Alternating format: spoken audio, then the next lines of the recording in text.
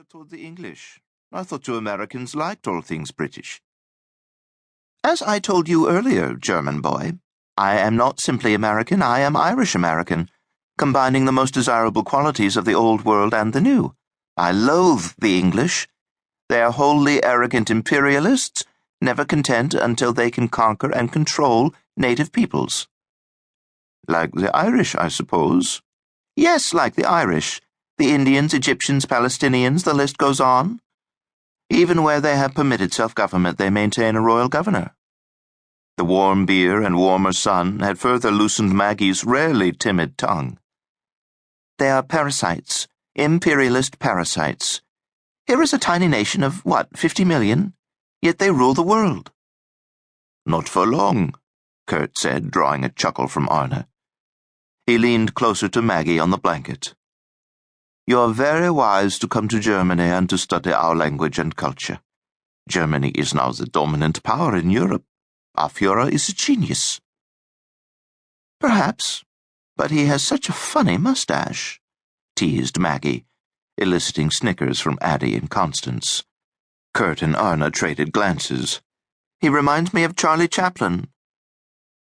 Chaplin is English, is he not? Kurt teased back with a smile. Damn him too, Maggie said, tipping her bottle back and taking a gulp. Herr Hitler has worked a miracle in Germany over the last 5 years. He puts our people back to work, he strengthens our economy, and he is rebuilding our military power as well.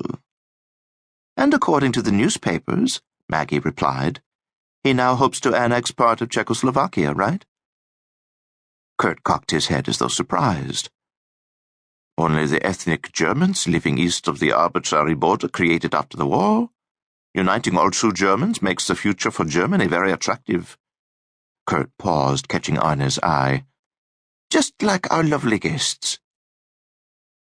A toast, then, to the ladies, Arne said, raising his bottle and clinking it against Addie's. Arne's toast changed the tenor of the conversation, away from world politics and onto more immediate concerns. How long is your course of study? Arne asked Addie.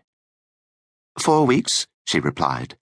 Then we plan to travel about Germany and see more of your beautiful country. Excellent. You must visit Munich and go south into Bavaria. Garmisch-Partenkirchen was the site of the last Winter Olympic Games. Dresden is a beautiful city of music and art, Florence on the Elbe, and Rothenburg, a medieval village on the Tauber River. He went on, but Maggie's attention strayed to Kurt. He was sitting very close to her, so close she could smell his scent. She took in his short blonde hair and muscular build, his lively eyes, his full lips and even white smile. My God, she thought, he looks like an Aryan movie star. Later, as the summer evening grudgingly gave up its light, she leaned against him. He put his arm behind her, their shoulders touching in the dark. The illumination of the castle began shortly after 10 o'clock. It was a summer tradition in Heidelberg, dating back to the early part of the century. It was history as a tourist event, drawing visitors from all over Europe. The illumination reenacted 2 events. The first illumination in 1613, Kurt explained to Maggie, was staged by Prince Elector Frederick V to honor his new bride. How romantic, Maggie cooed, as the red flares surrounding the castle grew in brightness, bathing its stone ramparts in crimson light. She was English, he whispered in her ear. Slut, Maggie smiled in the darkness. Kurt resumed his narrative. The second event was more tragic. The French destroyed the castle during the 9 Years' War, blowing it apart with explosives and then burning it. That was in 1689. Fortunately, the French have been more reasonable lately. As the red flares faded, Kurt encircled Maggie's waist with his strong arm and stole a kiss. Maggie liked it. I'm glad you're not English, she said. So am I.